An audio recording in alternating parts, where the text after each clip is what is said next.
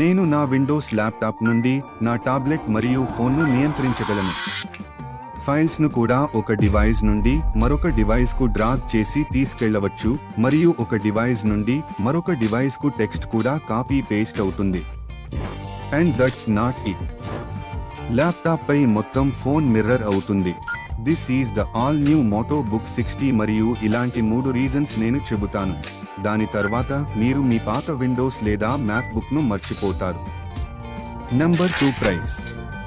ఒక apple ecosystem చేయడానికి మీరు ఆల్మోస్ట్ 2 లక్షల రూపాయలు ఖర్చు చేయాలి. కానీ ఇక్కడ ఆల్మోస్ట్ సగం ప్రైస్లో సేమ్ ఎకోసిస్టమ్ దొరుకుతుంది. Number 3 design. అన్ని విండోస్ ల్యాప్టాప్లు చాలా బోరింగ్గా ఉంటాయి. Dull colours, filmy design. కానీ దీన్ని చూడండి. Light weight and colourful metal body ఉంది దీనికి.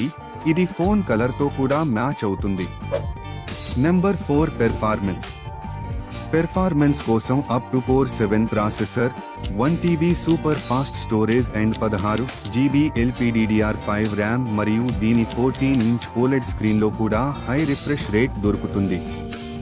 మరియు ఈ ల్యాప్టాప్ ప్రైస్ స్టార్ట్ అవుతుంది 60,000 రూపీస్ నుండి.